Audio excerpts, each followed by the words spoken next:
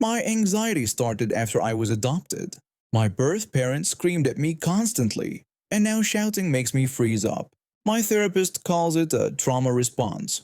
My uncle from Italy visits a few times a year. He moved to the States about 15 years ago and has a thick Italian accent. I enjoy his visits. He's patient and makes me laugh on my worst days. Last summer, he came to help me set up my first garden. I wanted to grow vegetables but didn't know where to start. We spent 6 or 7 hours digging and planting. By the end, we were tired, dirty, and hungry. My uncle patted his stomach and told me we needed food. We walked down the street to find somewhere to eat. We found a Mexican restaurant that had just reopened for indoor dining. This was when restaurants were starting to let people eat inside again after months of takeout only. We ordered burritos, chips, and horchata at the counter and sat inside. The place was mostly empty. The food came quickly, and we were about to eat when a woman walked in. She wore scrubs with a hospital badge on a lanyard.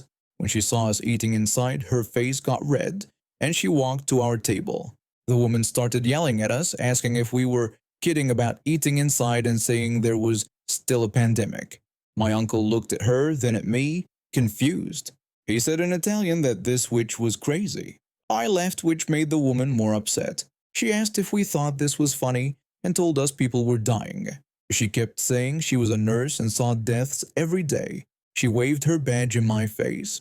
I felt my anxiety building. My hands shook and my chest got tight. The woman noticed I was upset. She claimed she was the owner's wife and said we were banned from the restaurant. She grabbed our plates and threw them in the trash. My uncle stood up, angry but trying to stay calm. My uncle asked what was wrong with her and said we had paid for our food. The woman called us killers for eating inside and said this was a takeout-only restaurant. I was close to a panic attack. My breathing was shallow and tears formed. The staff noticed. The manager came from the back with two cooks. The manager asked the woman what was happening. She told the manager we were eating inside against the rules. Another man walked in through the back door. He was in his mid-40s and carried envelopes. I recognized him. Mr. Rodriguez, my old math tutor from high school. Mr. Rodriguez asked what was happening. The manager told him this woman claimed to be his wife and had banned us for eating inside. Mr. Rodriguez looked at the woman strangely. He said he had never seen her before. He looked at me and recognized me. He asked if I was one of his former students. I nodded, still trying to breathe normally. The woman's face went pale. Mr. Rodriguez told the manager to call the police. He told his staff to take down the pickup signs and get the dine-in welcome sign. The cooks removed the temporary signs while the server got the new one. The woman tried to leave, but the manager and my uncle blocked her. Soon 4 police officers arrived. They listened to everyone and watched the security footage. The woman kept saying she was the owner's wife and we were breaking rules. An officer told her to put her hands behind her back and said she was under arrest for assault and destruction of property. The woman kept claiming to be Mr. Rodriguez's wife. Mr. Rodriguez told her he was the owner and she was old enough to be his grandmother. An officer laughed at this, making the others laugh too. The woman was handcuffed and taken to the police car, still yelling about being the owner's wife. After she left, Mr. Rodriguez came to our table and said sorry for what happened. He said our meals would be free. The manager had the kitchen remake our food and gave us a refund. The cooks brought our new meals and gave my uncle an ice cream churro that wasn't on the menu. The server showed me her phone and offered to send me the video of the incident. We traded numbers and she sent me the video. We still chat often. My uncle and I stayed for 2 more hours talking with Mr. Rodriguez about his restaurant and life since high school. When we left, my anxiety was gone and we were laughing. I watch that video sometimes to remind myself that entitled people don't always win, and my garden turned out great thanks to my uncle. I ended up working at my parents' childcare center. My parents opened Little Treasures Childcare back in the early 80s, and it became something of a family institution in our small town. Everyone knew about it, and most of my siblings and I worked there at some point. For me, it became my full-time job for several years. I loved working with the kids. Their honesty, imagination, and energy made each day different. But anyone who's worked in childcare knows that sometimes the real challenge isn't the children, it's dealing with their parents. Summer 2020 was difficult. My mom had died from cancer a few months earlier, and the center was scheduled to close by the end of the year. The grief was still raw, but we kept going because mom would have wanted that. As the youngest staff member, I often ended up closing, which meant I'd be by myself toward the end of the day, with just one or two remaining kids waiting to be picked up. My dad and sisters lived right across the street and were just a phone call away if I needed help. The last kids to get picked up were usually the same group, two siblings who were awesome kids. I enjoyed our time together playing board games or helping with homework while waiting for their mother to arrive. Their mom, however, was a different story. She was known among the staff for her attitude. Nothing was ever good enough, rules didn't apply to her, and somehow everything was always someone else's fault. I gotten pretty good at handling her, keeping conversations brief and professional. But this afternoon I knew I was in for a confrontation. Several parents had complained about her behavior in the parking lot. She had this habit of leaving her car running when she came to pick up her kids, which wasn't really an issue since pickups only took a minute or so. The problem was that she'd leave her radio blasting at maximum volume, and not kid-friendly music. The final straw came when another parent told us their 4-year-old had started singing along to a very explicit Cardi B song after hearing it in our parking lot. The parent had nearly driven off the road. We couldn't have that kind of music playing where young children could hear it. When she arrived that afternoon, I took a deep breath. The kids ran out to the car while I asked if I could have a quick word with her. I told her about the complaints we'd received about the music from her car during pickups. I asked that she turn off her radio before coming into the building. I thought it was a reasonable request. Her reaction was immediate. She asked if I was serious about having an issue with her music. When I tried to explain that parents had mentioned their children hearing inappropriate lyrics, she cut me off. She said I was a sensitive white boy who couldn't handle her culture. I tried to explain this had nothing to do with culture, but was about explicit lyrics in a childcare environment. She wouldn't listen and said this was just more racist nonsense she had to deal with every day. She brought up past complaints about her being late in her payments. The conversation got worse. She grew louder while I tried to stay calm. I said I understood she was upset, but this wasn't about race or culture. We needed to keep an appropriate environment for all children. She dismissed my explanation. She said we were always finding something to complain about and thought we were better than everyone because we owned the place. I said this rule applied to everyone. Then she said she was in a hurry to visit a dying friend and compared it to how my mother had died. That comment hit me hard. Mom had only been gone a few months. There were many things I wanted to say. I wanted to tell her to take her kids and never come back. I wanted to tell her how disrespectful that comment was, but I kept it together. I took a breath, said I was sorry about her friend, and walked away to start cleaning before either of us said something worse. After she left and I was alone, I called my older sisters who handled the administrative work. I explained what happened, feeling somewhat proud that I'd stayed professional despite the personal attack. Their response surprised me. My sister asked why I had let the woman leave instead of kicking her out. I said I didn't want to make things worse, especially since the kids weren't involved. My sister disagreed. She said this wasn't the first time this parent had behaved badly. She said our mother wouldn't have put up with it, and neither should we. My sisters reminded me of all the previous incidents, the late payments, the tardiness, the complaints about our policies, and now this attack right after our mother's death. They were right. It was the last straw. Before I could respond, my sister said they would call her right away. They would tell her what I wanted to say but held back, that her behavior was unacceptable, her comment about our mother was inexcusable, and her children would no longer be welcome. That's what they did. My sister told the woman that after reviewing her history with our center and her latest behavior, we were ending her child care arrangement immediately. She could collect her children's belongings the next day, but someone else needed to bring the kids. The parent tried to argue, claiming discrimination and threatening to report us, but my sister told her we had documentation of every incident. including witnesses to her comment about our mother. She never returned after that. One of her relatives came to get the kids' things the next day, looking embarrassed. I no longer work in childcare. Sometimes I miss it. The kids' laughter making a difference, helping someone learn something new. But then I remember parents like her, and my corporate job doesn't seem so bad. I was 23 when I started working at Johnson's Salvage and Auto Parts. The pay was decent and I liked the job. Most days I operated heavy machinery to move junked cars around the yard, crushing what couldn't be salvaged and sorting parts for resale.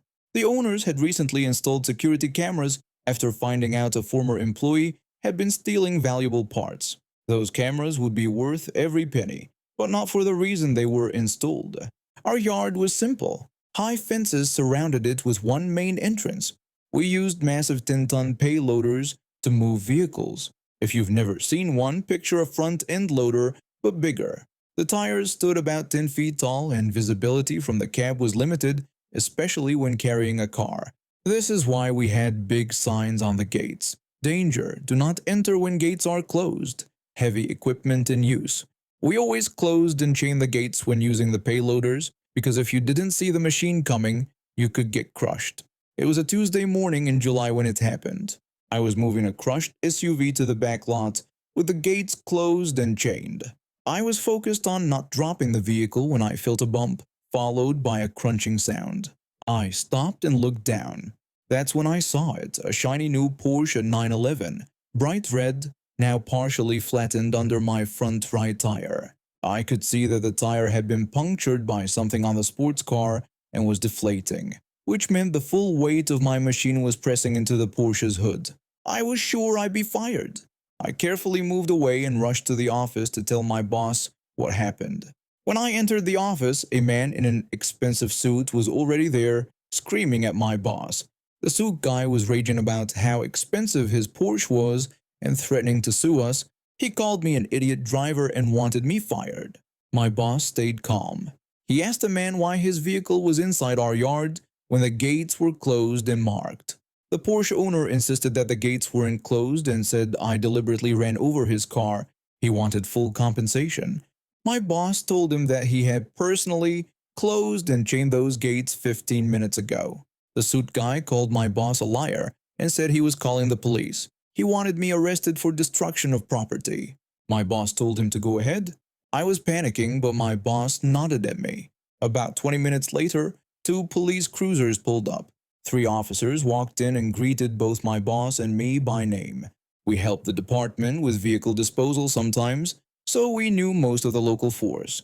An officer asked my boss what was going on. Before he could answer, the Porsche owner jumped in and started ranting. He called us fools who destroyed his car and wanted us arrested. He said it was destruction of property and criminal negligence. The officer's friendly manner disappeared as he told the man to calm down and explain without shouting. The Porsche owner didn't back down and asked if the officer was blind or stupid. He pointed out that his car was crushed under our equipment and wanted charges filed. The officer asked my boss if our new security cameras were working. My boss said yes and offered to show the footage. One officer went with my boss to look at it, while the other 2 stayed with me and the Porsche owner. After 10 minutes, the officer returned with my boss. His expression had changed. He told the Porsche owner that charges were justified and damages would be levied against the responsible party. The Porsche owner smiled smugly and said finally, some justice was happening. Then the officer surprised him by asking him to turn around and put his hands behind his back. The confused man asked why, and the officer told him he was being arrested for trespassing and filing a false report. The security footage showed him removing the chain from the closed gate, entering the restricted area, and then lying about it. The guy's face turned red as he protested that this was ridiculous and threatened the officer. As they took him away, my boss told me not to worry. He said the man's insurance wouldn't cover this since he trespassed, and our company would bill him for the damaged equipment. Those tires cost $800 each, and he had shredded 3 of them. I felt relieved. Later, we found out the guy was an investment banker who thought rules didn't apply to him. He'd driven into our yard because he wanted to look at a classic car part we had advertised and couldn't be bothered to wait for help. His Porsche, worth over $100,000, was totaled. He also had to pay $2,400 for our damaged tires, plus legal fees for trespassing. He tried to sue us anyway, but the case was thrown out when the judge saw the security footage. Entitlement comes with a hefty price tag. My friend group and I had dealt with bullies since freshman year. We weren't the popular kids, but we were happy with our little circle. We kept to ourselves, sharing inside jokes and hanging out on weekends. The bullies would throw comments our way, but we'd brush them off and continue with our day. That all changed a few months ago. One of the girls who always picked on us, I'll call her Bully Girl, decided to focus all her attention on my closest friend. For privacy, I'll refer to my friend as Best Friend. Best Friend is one of the kindest souls you'll ever meet. She volunteers at the animal shelter every weekend, helps underclassmen with homework, and always has a kind word for everyone. She doesn't have a mean bone in her body. Bully Girl created an entire Instagram page dedicated to humiliating Best Friend. It started with side-by-side comparisons of Best Friend and whales, with captions like, "Spot the difference, I can't." But it quickly escalated. Bully Girl somehow got hold of unflattering photos of Best Friend at lunch, in gym class, even walking to her car after school. Photos Best Friend never consented to being taken, let alone posted online for ridicule. Every time Best Friend discovered a new post, she'd call me in tears. She would tell me how confused she was about why Bully Girl hated her so much, insisting she had never done anything to deserve such treatment.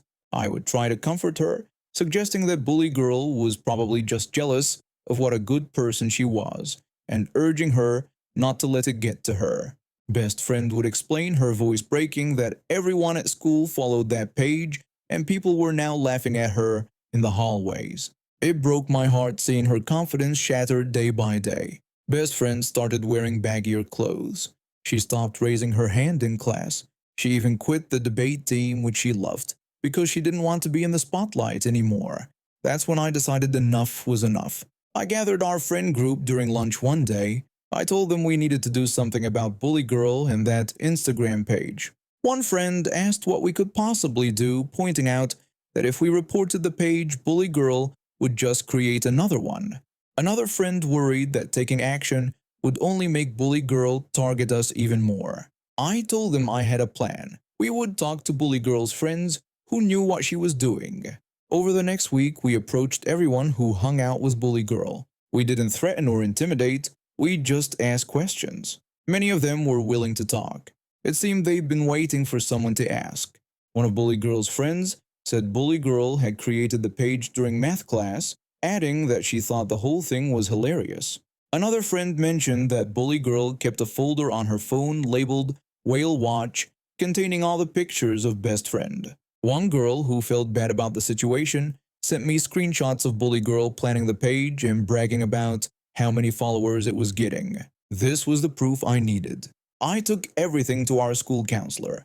I told her I had proof that Bully Girl was behind the Instagram page bullying Best Friend. The counselor looked through all the evidence and called Bully Girl to her office that same day. The page was taken down within hours. Bully Girl was assigned 100 hours of community service and mandatory counseling sessions.